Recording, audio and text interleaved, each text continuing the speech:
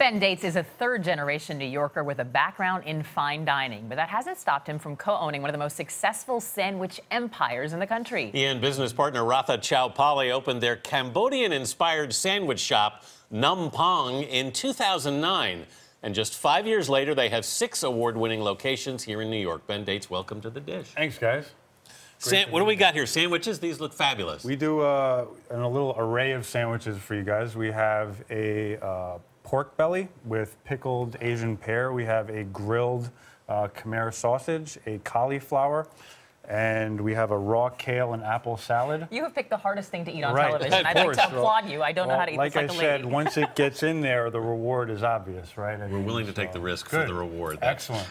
What else do we have on the table, though? I didn't mean to interrupt you. I apologize. Obviously, we're getting into the summertime, so grilled corn with a little chili mayo, some coconut flake and some lime as a counterpoint.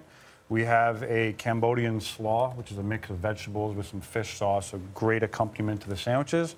And for us who are trying to be a little bit healthier, a little raw kale and apple salad. Why would you want to do that? Well, you know, balance the table a little bit, right? Well, you mentioned balancing the table. This tablecloth, because all of your restaurants We should show this. Can you see this?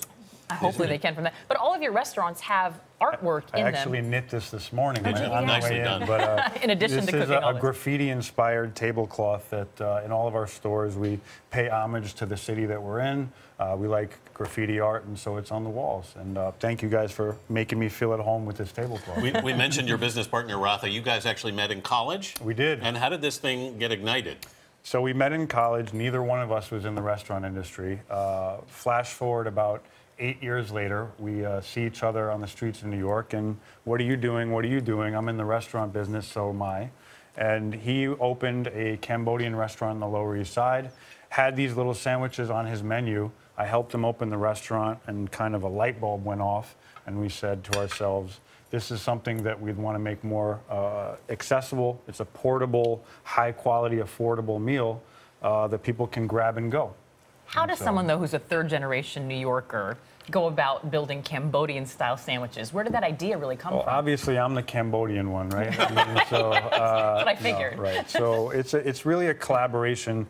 Cambodian flavors are the background. It's the canvas, if you will. But we take a lot of liberties with other foods that we like. For example, pork belly and kale is not necessarily native to Cambodia, but we try to keep the flavor profile the same. How's the drink, by the way?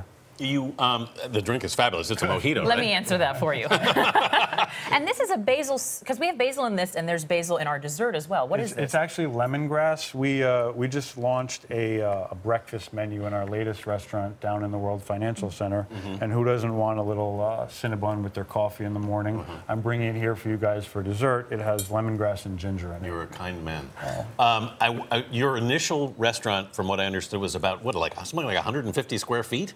Yes, it was 150. How do you make that work when you're trying to prepare this? Well, what you do is you end up bringing large bags of meat home every night, cook it in your home oven while you're asleep, bring it back to the restaurant in the morning to keep up with demand. We literally sold out for the first 90 days that we were open, and then we figured out how to keep up with it. So. I hope the answer to this is no, but do you have interest in doing more formal dining? Because I don't think there's enough of this kind of restaurant around. Right. Both Ratha and I come from a fine dining background, and we have had enough. And this actually makes people just as happy and makes us happier. And we're sticking with this formula for sure. So.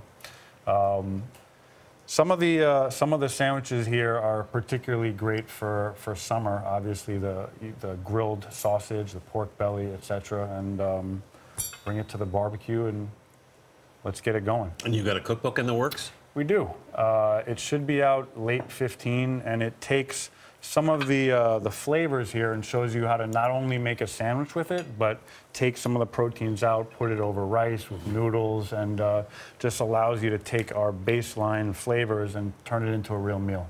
I want you to know I didn't get to eat much, but as soon as we're at break, I'm going to eat all of this as fast as I can. Awesome. Cool. I want to hand you this dish. All right. And as you put your signature on it, we want to ask you if you could have this meal with anyone, past or present, who would that person be?